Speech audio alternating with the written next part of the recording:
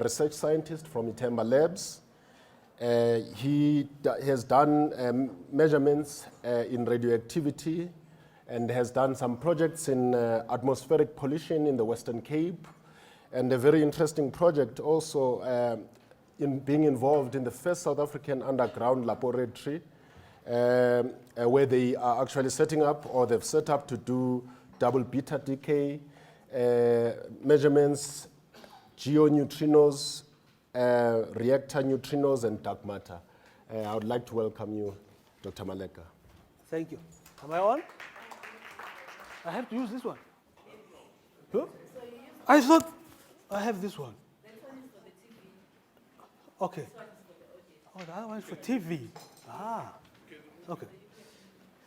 Thank you. Thank you, Chair. Thank you for welcoming me. Do I put it to myself? Before I start, I just need to have a disclaimer. Right? So, I'm a research scientist. That's what I do. So, metrology and us, we are partners. We're not going parallel per se, but how we do things. As a trained physicist myself, sometimes I find it really intriguing how metrologies work. But I always think it's too much. So as part of training myself, Zakiti and Vainan, they've been trying to get us in line. Andy is much faster than the rest of us and the team at UCT. So we are trying to get there from Itemba Lab side. So the presentation is, so this is what we have started at Itemba Labs. So I'll just give you a brief.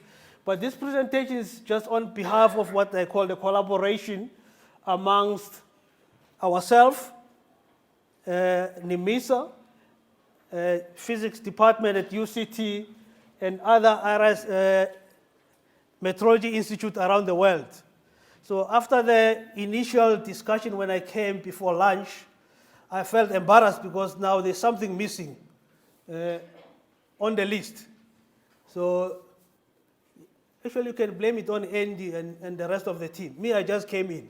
And Vainand as well. He's part of why this team is not representing the rest of the continent yet. So can I use this? Oh, it doesn't work. Okay. It moved. Oh, sorry. Okay. So I'll just give you a brief overview of who we are at Itemba Labs, and then indicate what we have around the world, why we think we are unique, and then based on that, we'll tell you the facility and the development plan. So we are actually assigned these big responsibilities by our institute here on the country to get this facility up to the level that is accepted by the whole, or by this community. So we have been doing fine so far on our own. So we are venturing into new ventures, so we hope we'll survive. So who is Itemba Labs? So Itemba Labs is what I call a research facility. So research in physical science, chemical science, radiobiology, that's what we do. Whether we have a reference standard or not, we survive. Right? Whether that beam can be characterized, we'll get it and use it. And then we get publication. It's up to you whether you criticize how we do things or you go with us. So this is how we started. But things change. Sometimes you get to the new frontiers, and which is, we think, is a good thing. It's a good sign that we are undertaking. We got this guidance from the NIMISA to take our chances and actually get out of our comfort zone and do something different. So as a result, we donated our neutron vault to the team as part of training to us and going forward in providing the community with what we call neutrons at high energies. So this is what we do. I think that is something I just mentioned. But the important part, what we sell. As a national facility, I always said we belong to the rest of the country, South Africa first. So because we got our funding from the taxpayer, and then the next collaborators be our brothers and sisters on the continent before we go outside. And the truth be told, we have more collaborators out of the continent than we have in the continent. We are trying, so this is a push. So we hope in the next 5, 10 years, things will have changed for better. What do we have? What we have at the Itemba Labs, actually, we have a monster of a facility, a national facility that is an accelerator-based facility. So beside this big monster, so the future is to have newer, smaller accelerator in the future if we get funding from our government. But this facility at the moment exists. So this is where we do most of our research currently. So this is the dedicated facility that will be shared first as part of the Metrology Institute for High Energy Physics, high neutron energy physics. So we'll be providing the neutron energy in the region of up to 200 MeV. If you go to a research reactor, you're about 2. So you times that by 10, that's where you find us. So there is, that works. This is what Andy and the team compiled some time ago in one of the projects that we are involved, just looking at the landscape around the world, how many facilities that exist in what we call the high energy neutron vault. So you can actually, depending on how you classify them, you can go to CERN, you are in a different field. So what we are talking about in our case is between 20 and 40 to 200 MeV. Below 20, you can have off-the-shelf kind of accelerators and then just use them. So in the rest of the world, Europe used to have one. It doesn't exist anymore. So you have, South Africa has a facility.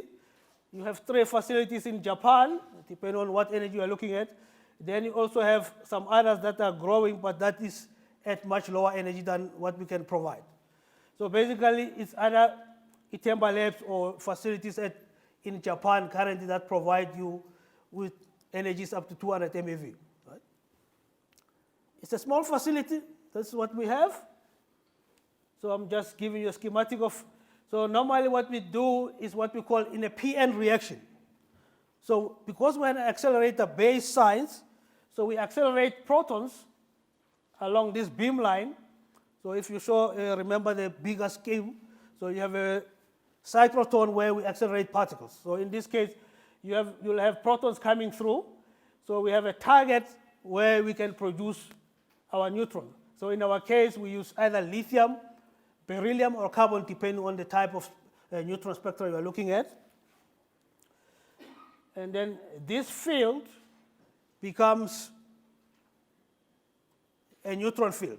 So if you were to put your instrument in this area, you wouldn't know what happened. So it's anything else from high to low energy.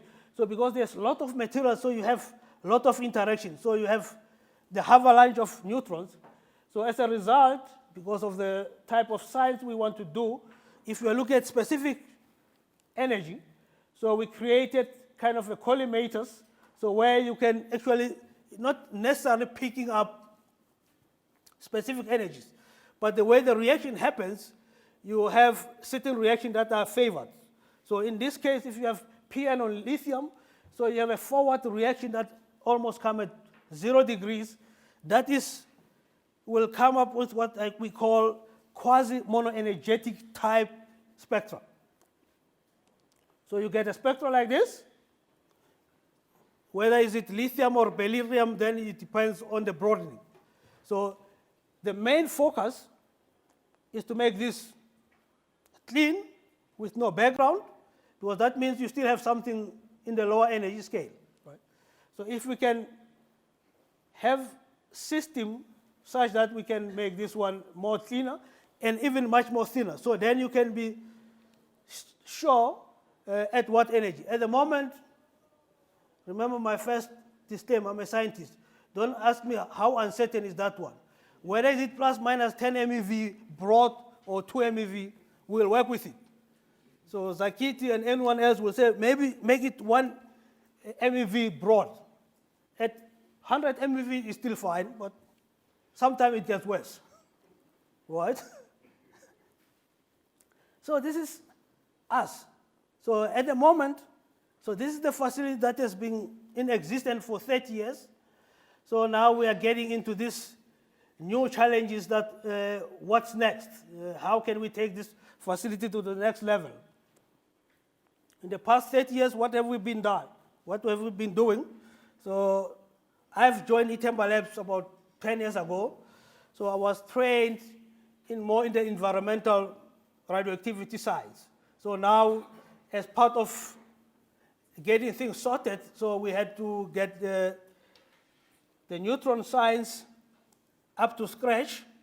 So I'll just give you a brief history of what they have done before my time, and then the way forward on the next, where we think we'll be going.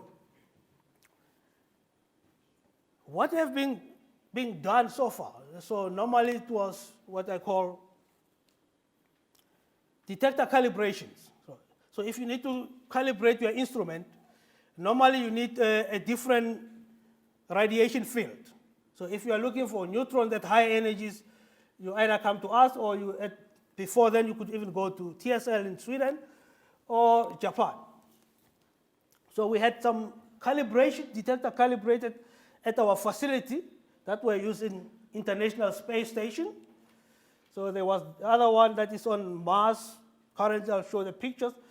There was a DOS box, that is the project that was involved between Itemba Labs, UCT, and PTB about the dosimetry on aircraft. So there is an instrument that is permanently stationed inside the Lufthansa.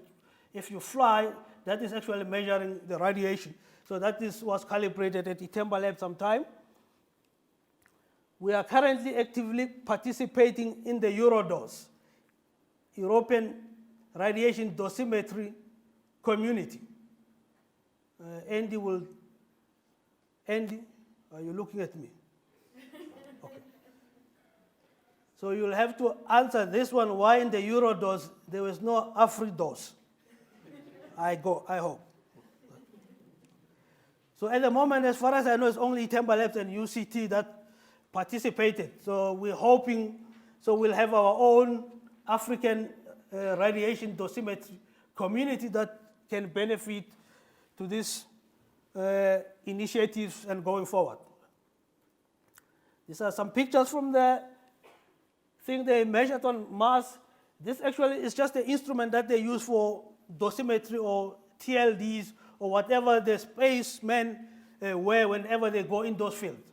So depending on what radiation space or radiation detectors you are looking at, you need a similar radiation field to calibrate and see how they respond. So you can also do even radiation hardness testing, depending on what will happen to your electronics when you are in those fields. So the next pictures was the rover. So this is the setup. This was at Itemba Labs, so just outside the beam, so along in one of those collimators in the 0 degrees. So this is the box that you get on Lufthansa. I don't know where they are placing it, probably below the seat where the pilot sits, just to make sure that they are safe. There was always this discussion, I don't know if it's been approved yet or not, whether pilots should be classified as radiation workers. Whether they should be wearing the badges, I don't know, depending on who you are. Maybe in other countries they do that, maybe not. But this is something that is need to be considered depending on the amount of radiation, if there's any, that they are exposed to. This was the last campaign that Andy and the team participated some few years ago, But one of the findings, you notice all this, of course, this was also part of the Eurodose campaign. So everyone else wanted to calibrate their instrument. What happened if the neutron spectra or whatever was characterized was wrong?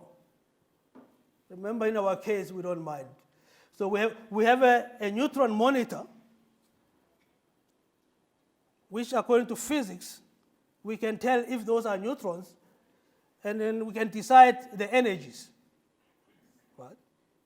And then based on that, we say we are giving neutrons with energies X.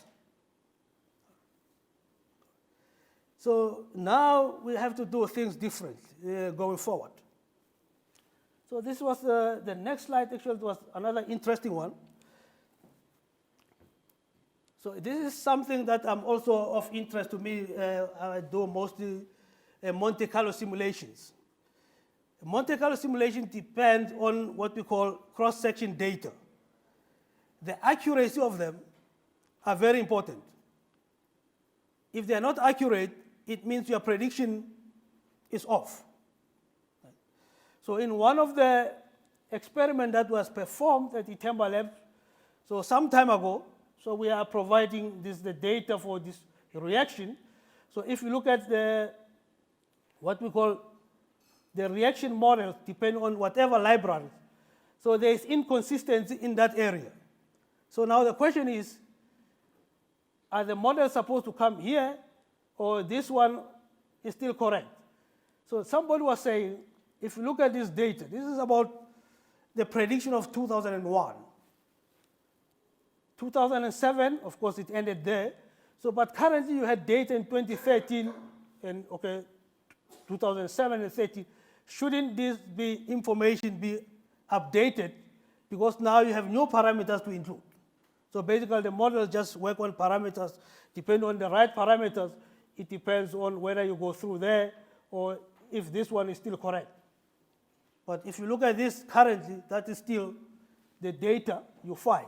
So this is the ongoing International Atomic Energy Agency project that we are participating in, hoping that some of these activities will help in alleviating some of this inconsistency in experimental data and theoretical models. So where we are at the moment, the facility after all these 30 years of existence, people get ideas, we want to move forward. They identify some of the shortcomings in the current system. So in the measurement that was done, it was just looking at the background. So if you look at all these numbers, basically it was saying anywhere else apart from what you want to do along the collimators, you still see some traces of neutrons. That's not what you want. Because that means whatever came in this space is not your quasi-monoenergetic neutrons, it's neutrons that interacted with some part of the building of the structures, so they lost some of their energies, so you get low energy neutrons. And when you look at cross sections, the lower they are, the more reactive they are. So your competition becomes skewed. So one of the important aspects of getting this metrology compliant or accepted was to make sure that this is well understood or eliminated at all costs. If you look at the beam profile at the time, so you need proper beam profile as well. This had to do with whatever happened in the collimators or depending on how the beam comes. The idea was, after some time, because your collimators are built in some structure, sometimes it settles down. So you have not as perfect collimators anymore, but then part of your structures are not in the same position as at the initial state when you started. But despite this, on this paper, there was this statement that was mentioned. So we thought, wow, that's good from our point of view. The PTB gave us a stamp of approval because they participated in that experiment at that time. But now the question was, what's next? Where we are, what do we want to do, right? So we had discussion with PTB, we had discussion with Andy, we have discussion with everyone else from the Metrology Institute, but we kept talking different languages until we found the common ground. We are a research institute, so we thought maybe before talking to PTB in France, in Germany or RSN, maybe let's talk to the people from home. They understand our language. They will advise us better than they have their own needs, right? And that was a deal breaker. And at the moment, we always claim we report to NIMISA only because they understand how we do things. They report to PTB, RSN, NPL, everyone else. That is out of our jurisdiction. Right? So in 2017, so this was the beginning. We started the discussion before, but then there was a memorandum of understanding that was signed. So the CEO is here, thank you. So this is our managing director at Itemba Labs and the CEO of NRF. As an NRF facility, we actually administer, so it has to be endorsed by our National Research Foundation. So we got endorsement from NRF, NIMISA, then we are good to go. So now we had easy access to anyone else through NIMISA to talk their language. So if we don't understand, Zakit and Vainand are always assisting us. Andy is picking up much better than we do from UCT because they are starting the metrology facility as well. So we're hoping from the Cape side will grow much faster than we anticipated. So this project, so basically then from there was, we have a mandate. In specific time, we need to provide this community with a fast neutron metrology facility that is available to everyone. So we had to identify what needs to be done and how it's going to be done. So we need a what we call quasi-mono-energetic reference facility that will be based, we said, that will support science. We also need to support the society when it comes to calibration of instruments.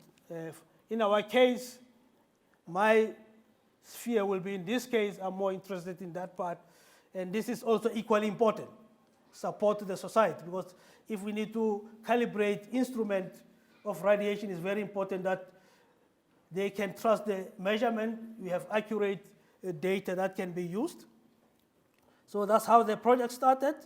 So it's ongoing. We are hoping in the next year or two, we'll be at a stage where we can say round one is ready. Maybe we start with testing, advice.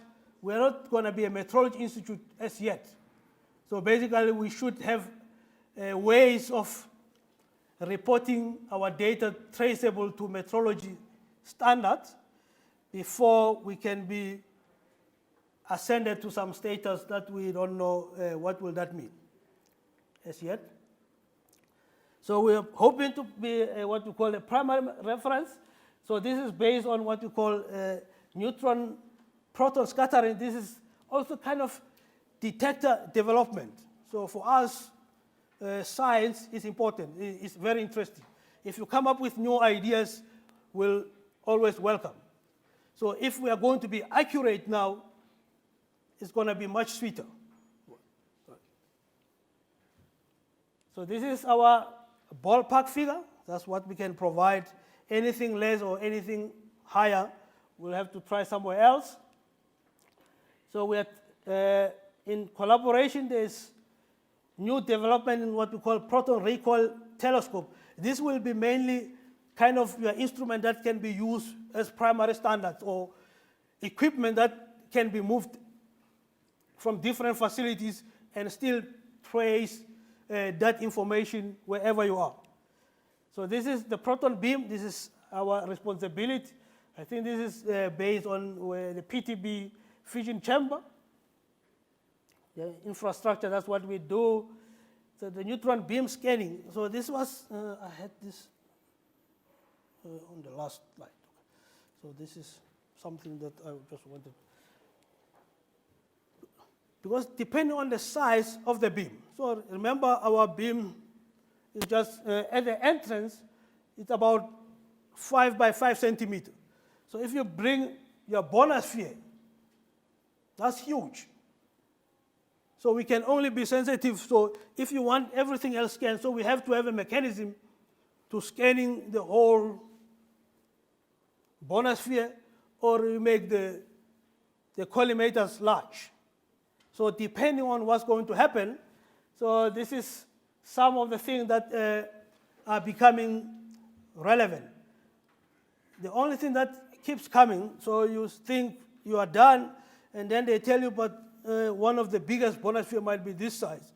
So we'll have to have limit on how far our collimators can be, and then we have to see if we can also have some improvement on the neutron flux. So this is goes hand in hand, how much neutron flux we can produce or we can provide, and then at what sensitive area, depending on whatever detectors you have. So all in all, so the ball is in our court. We are trying, we are working very hard with much assistance from our locals and our friends somewhere else. We are trying to provide as much assistance in this field as we can. So with that, I invite you to come to Cape Town. We are not in the jungle. There's nothing wrong with our friends. They understood everything else we do. So you find them on site, free. Thank you.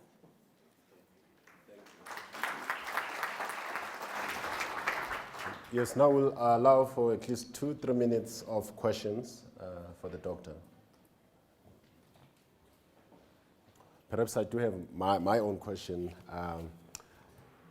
You talk about neutrons, so you have the neutron beam there, but I know you used before protons for medical purposes. I mean, there are a few people who are interested in this. And I'm well aware that some people here were here on Monday. So to those people, especially, I do apologise. I have brought in some new flavours, just for you. Thanks. Can't see the screen now. Okay. So, because I started on Industry 4.0 on Monday, I thought I'd start today with just one slide and put virtual reality into the context of the future. Where's learning going in terms of 4.0 and all that goes with it?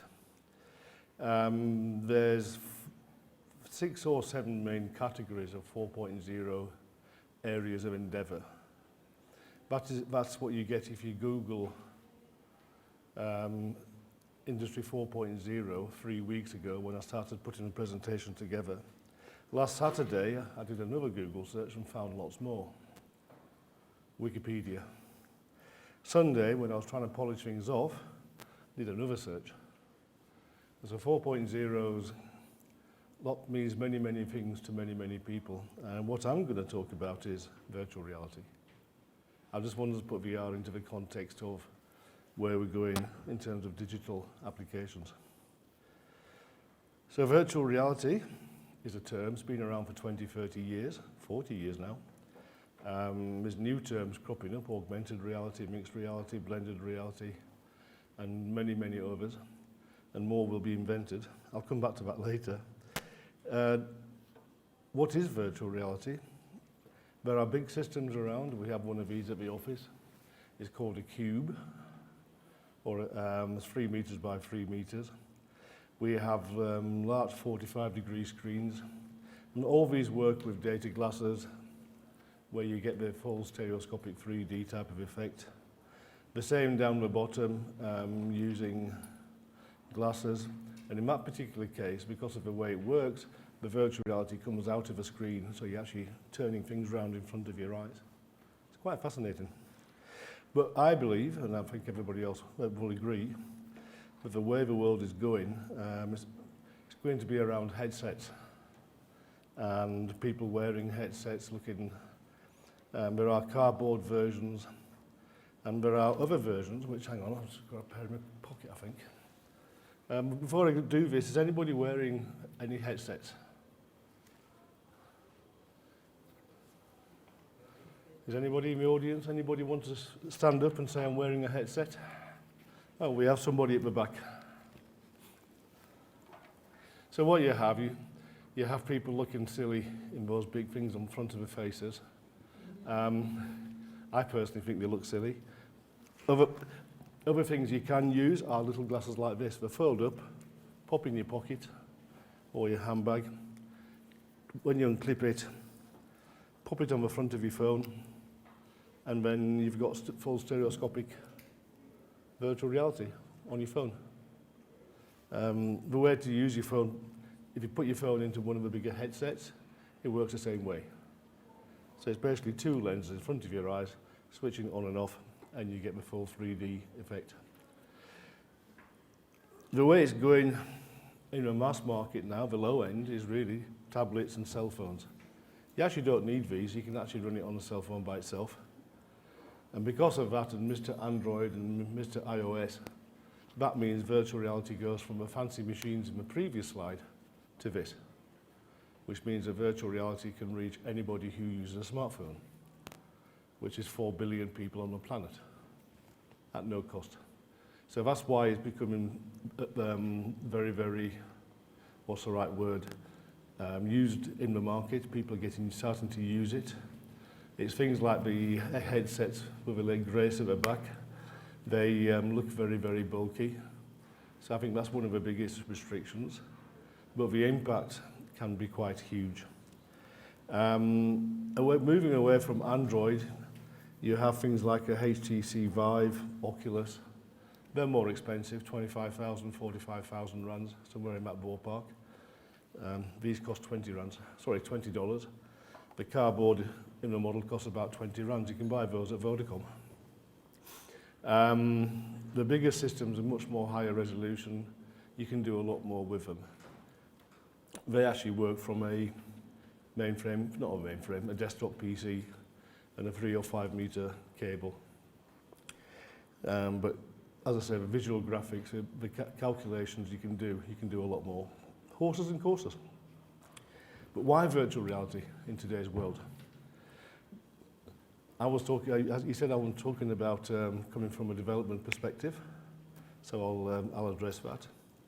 Virtual reality shows.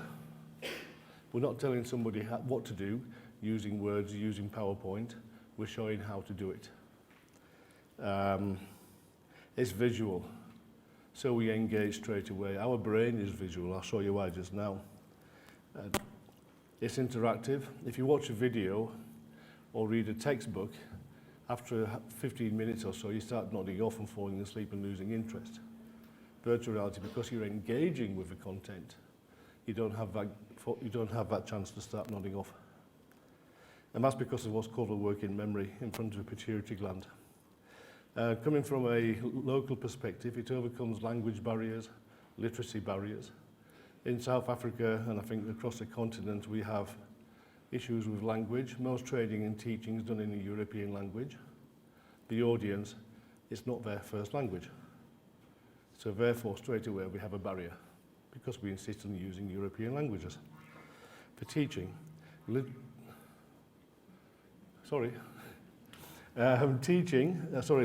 as well, especially when you go to rural areas. You're trying to teach or transfer knowledge using a European language, English, French, Portuguese. We can't even understand what you're talking about. functional literacy is quite big. If you use a visual media, you can get the concept across very, very easily and quickly, because we all see the same way. We haven't invented a language for the eyes.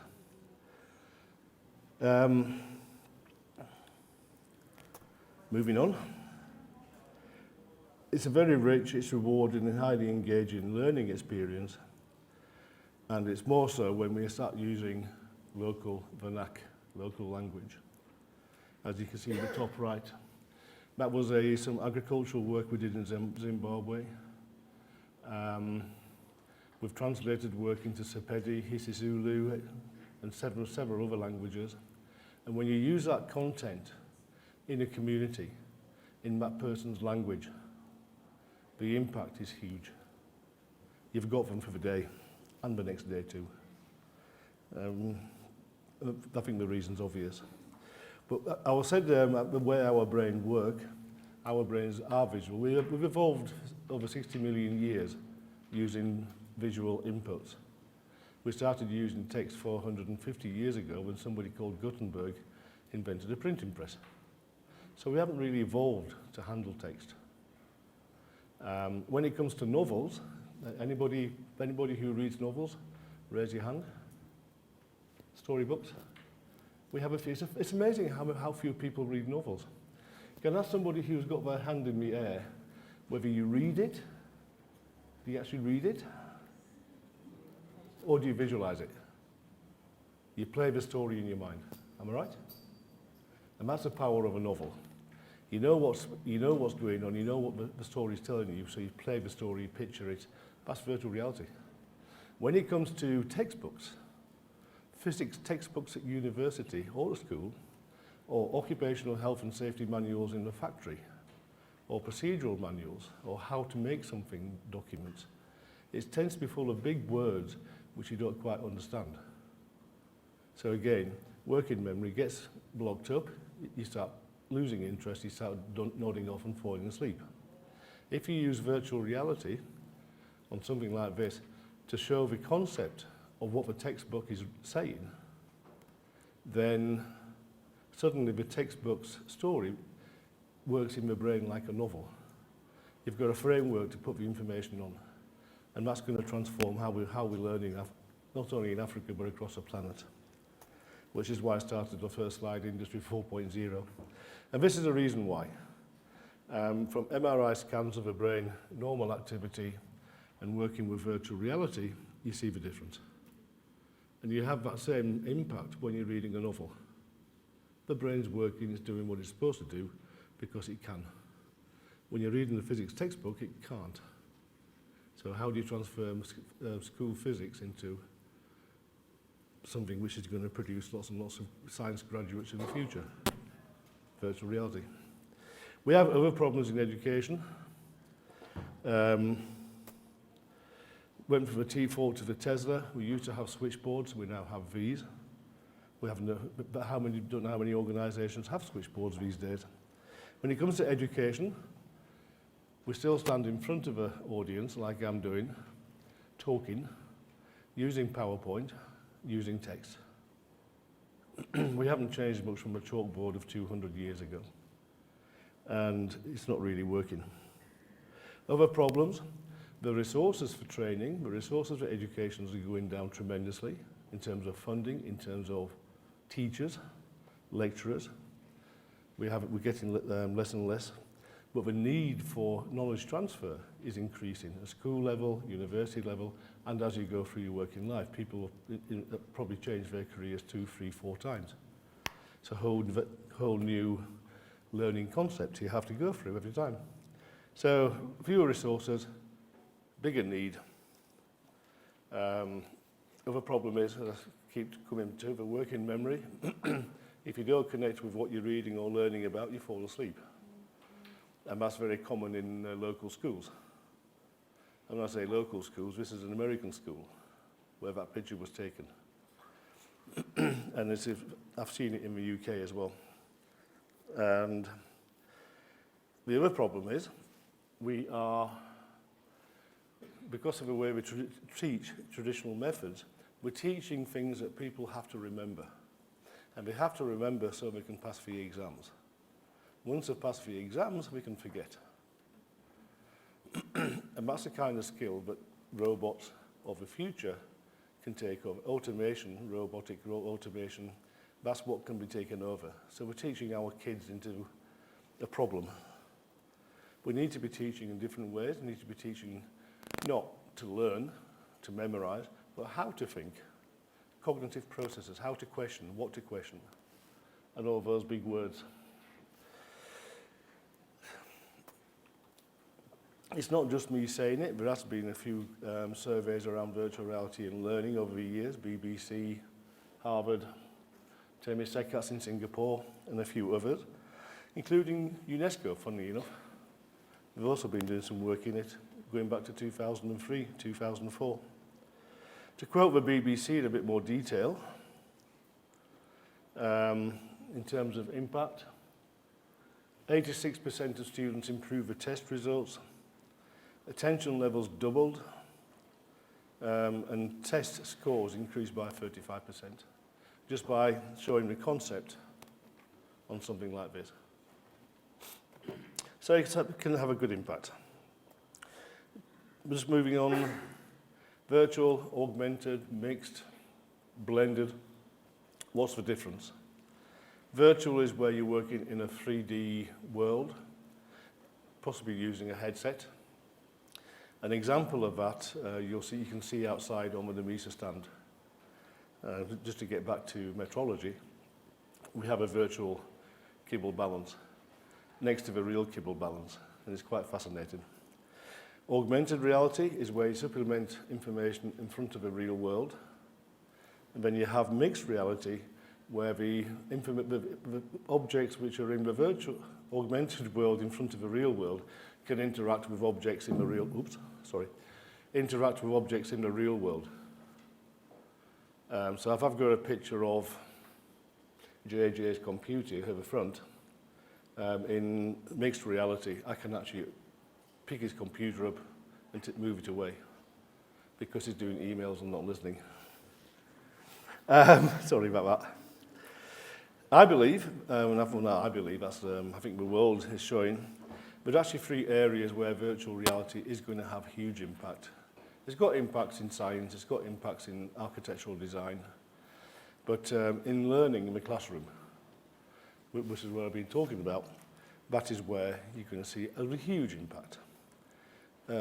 Training, especially vocational training, and again in industry, big impact, working with TVET colleges, working with universities, FETs.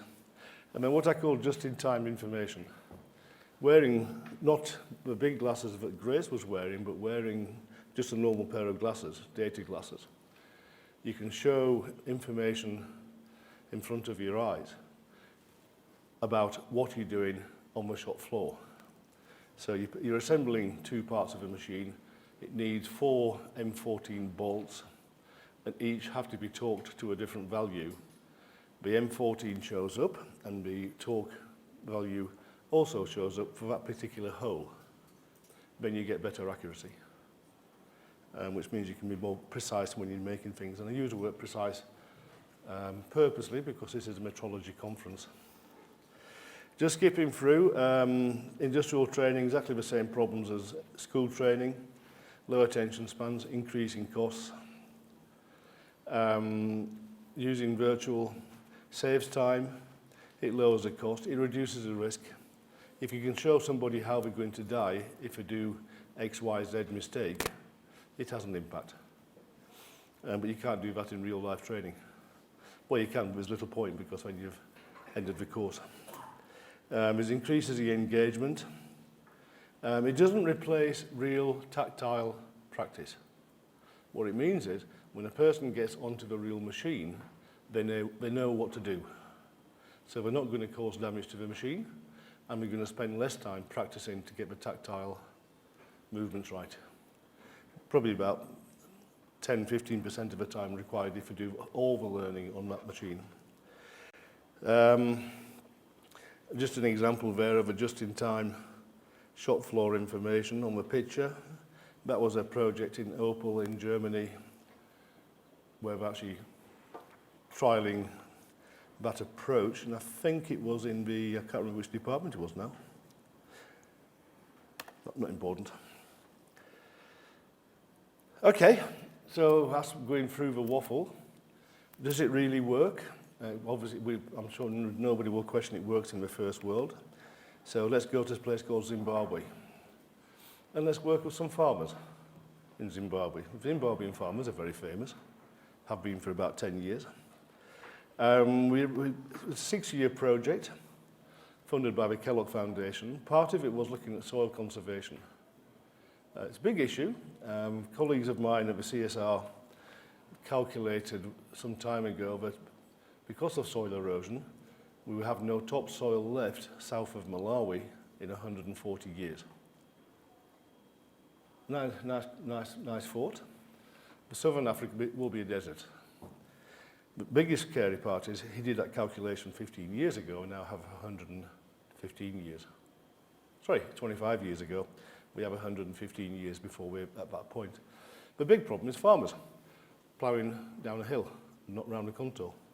If you want to plough around a contour, you need to know where your contour line is. You can't afford to pay a land surveyor. You're a small holding farmer. So we use virtual reality in workshops in schools in Zimbabwe to show how to make an A-frame. It worked for the Egyptians when they built the pyramids. So it'll sure as hell work for a farmer in Zimbabwe or South Africa. So you use the A-frame to identify your contour line, put pegs in, and then you plough according to that. The water goes nowhere, there's no soil erosion, and you get better yields. Simple solution. Using virtual reality, the impact was, next morning, one of the farmers came back to the second day of the workshop with an A-frame over his shoulder. He'd carried it 11 kilometres from his farm. He'd made it the previous night. He'd gone home, had his supper, and said, I can make one of those. And he did. Another example, ploughs. There's a part on it's called a Zim plough. There's a large lump of metal which is very heavy. Nobody knows what it's for. So it usually gets taken off and thrown in the back of the farmyard.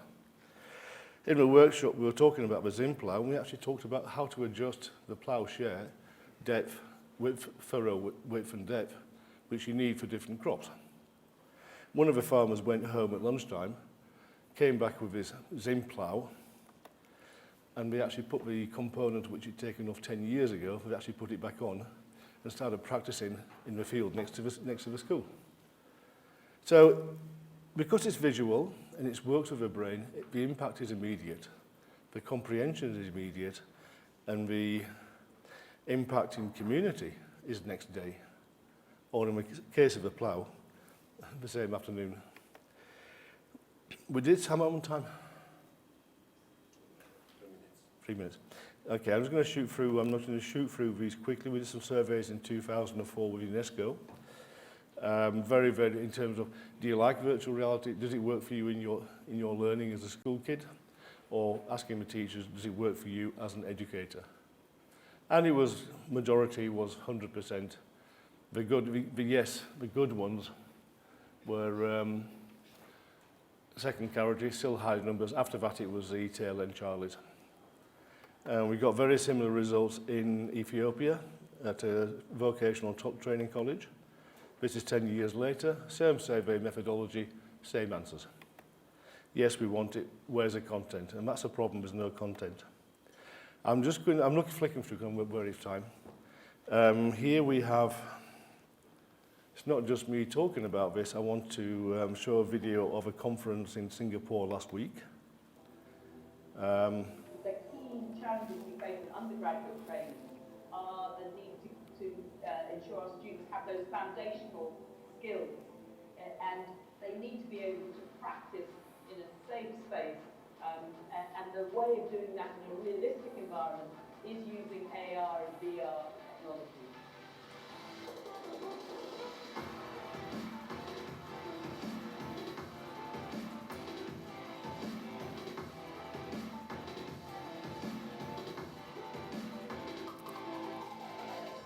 We must know that human brain and learning capacity have not changed as fast as the world around us. There is need to create opportunities for continuous learning. We must learn faster and more flexibly. learning to learn, being able to acquire new skills, and thinking critically and creatively are some of the key factors for the education of tomorrow.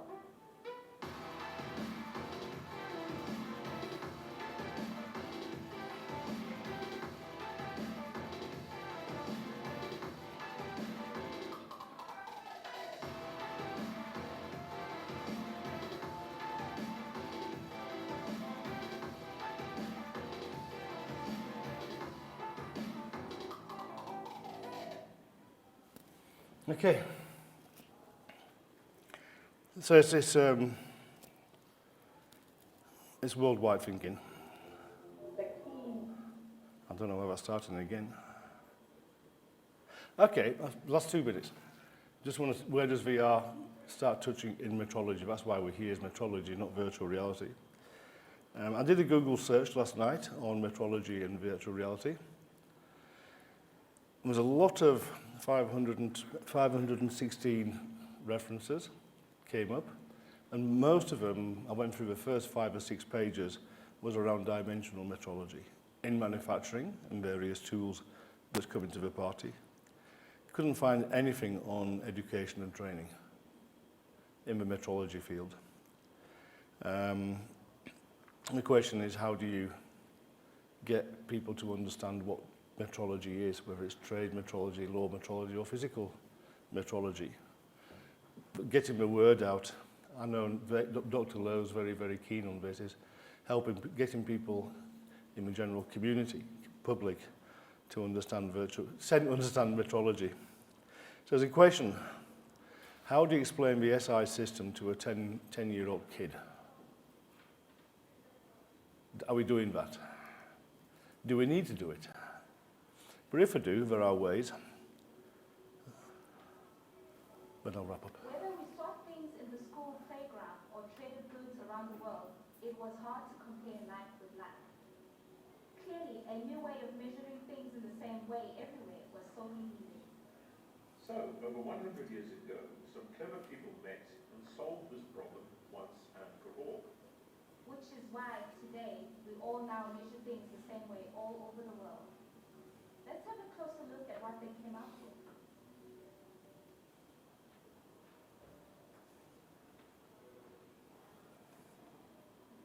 Their big idea was to use nature to define measures. For length and distance, we use the meter. But what is a meter? A meter was defined by the distance from the equator to the North Pole on the line through Paris. They measured the distance from the equator to the North Pole, and a meter is 1/10,000,000th of that distance. They then made a standard meter rod, which became the standard to be used everywhere. In today's world, we need even more accuracy. The clever people found a way to define the meter without having... Okay, good say. But we'll give you an idea. It's probably not important to people in the room, but just to our kids it's probably important. If you want people to understand metrology, I'm just skipping to the end, because I've run out of time, I'm being told. Yeah. So there we are. In metrology, tip of the iceberg, if you want to start bringing in learning and education into the program. Either that or we go for a beer. Thank you, Dave. We don't have time for questions. Anyone who has a question, you can look for Dave during tea time and ask the questions. At this time, we are going to go into the poster session. So the names I've been given, I hope it's all of the names. Whoever I called should come and give a brief summary of their poster.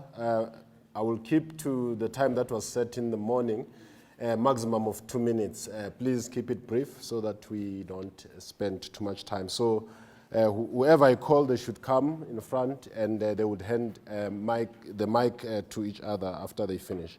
So the first one is Tsepo Dinoko, Angelique Botha, Umani Mpapuli, Nompumelelo Lichabane, Maria Fernandez, Mo Lenski, and there is apparently UCT students, but I'm not given names here.